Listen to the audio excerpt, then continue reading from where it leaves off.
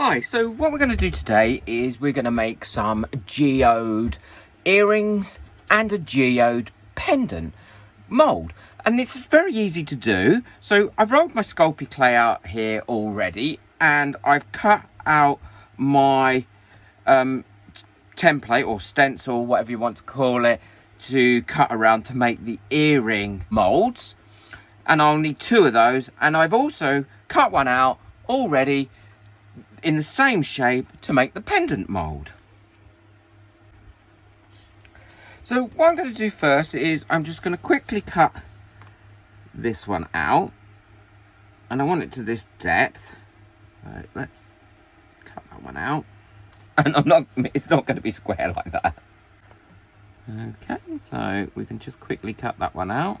I'm just using an X-Acto knife here to cut this out. And then once I've done it, I will go over it with some clay thinner to get rid of any little lumps and bumps or bits that I'm not keen on.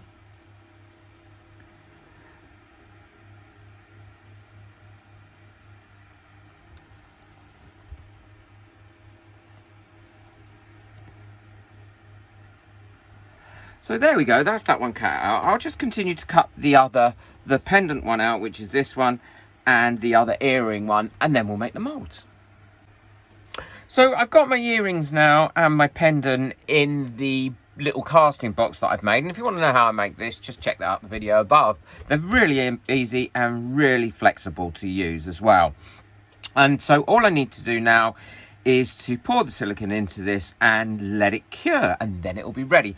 I have coated both of the Sculpey earrings and the pendant in some gloss varnish, because I think it's really important for me that I want a gloss finished mould, and if I hadn't have done, then it would have been a matte finish. Okay, so let's get on with that. So I've mixed up the silicone, so all I need to do now is pour this over it slowly up until the desired level.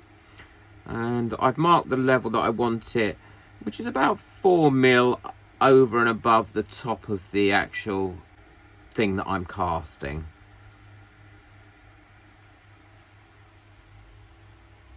And some bubbles will come up out of the top of this, but they won't affect the actual final cast, so I'm okay with that as well.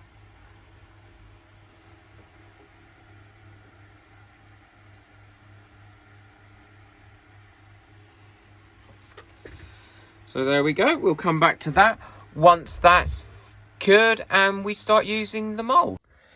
So this mould is finished now with the earrings and the pendant geode shapes.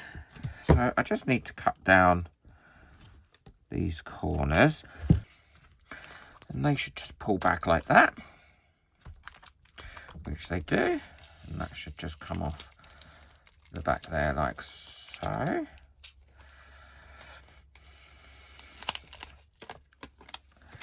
There we go, and it should release the pieces quite well. I will trim it back roughly now, and then before I go to use it or go any further with it, then what I'll do is I will trim it off completely of where I need it trimmed off. Okay, so I'm now filling this mould, and what I've mixed up is some resin with some transparent colour and a gold mica powder. I'm just using a pipette to go around the edges here because I find that it's a more accurate way of putting the transparent colours in the levels that I want. And now I'm going round here with the other transparent colour, the red, and then I will put some clear in the middle. And that helps to hold back these colours as well, but they do blend into each other, which I think gives them a great effect. And then using a blunt nose needle from a syringe, I then pop in a bit of the gold where I want it in circles, as you can see. Now this will blend into each other, but you still do get some distinct colours and lines coming round, which I think is important in this geode style mould.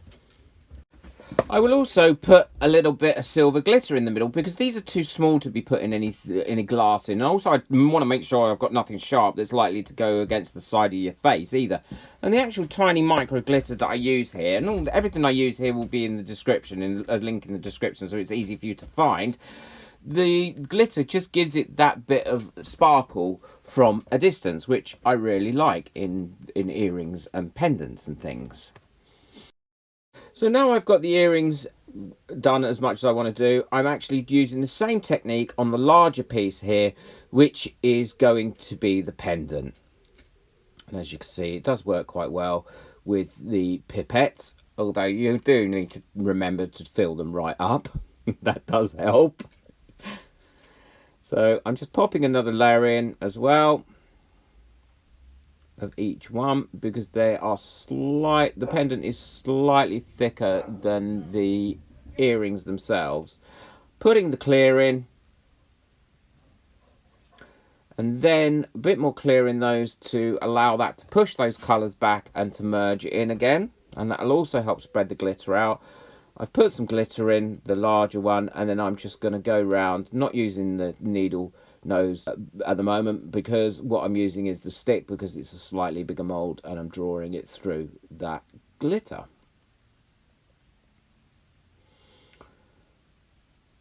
And if you're careful, you get quite proficient at applying coloured resin using these things into your resin. It's quite a useful technique. So these have cured now, and we just need to take them out of the mould. There we go. Oh, I'm really pleased how they've come out.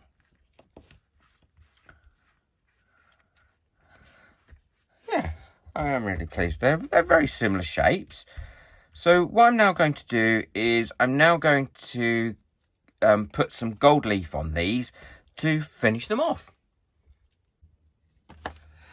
Okay, so I've covered these in gold leaf around the edges, the sides and the backs. Because they're earrings and a pendant, I've done both sides. And now all I have to do is make a mark on here where I want to put the findings for the pendant and for the earring. So I use a permanent marker, and I'm going to put one there. This probably isn't showing up, but I can see it. One there, and one there. And I'm going to use my trusty Dremel for this, with a drill bit in it that comes with the set. I will put the link to this in the description. And as I've said before many times, you can't be without a Dremel.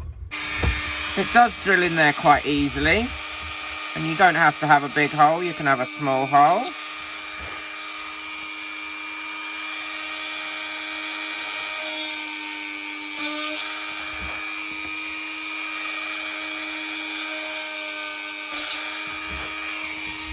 And there we go, there's the pendant. I think it looks quite nice with the leather as opposed to the having a chain on it. So, easy geode style earrings and pendants made from your own mould. No one else will have them, and unique as well.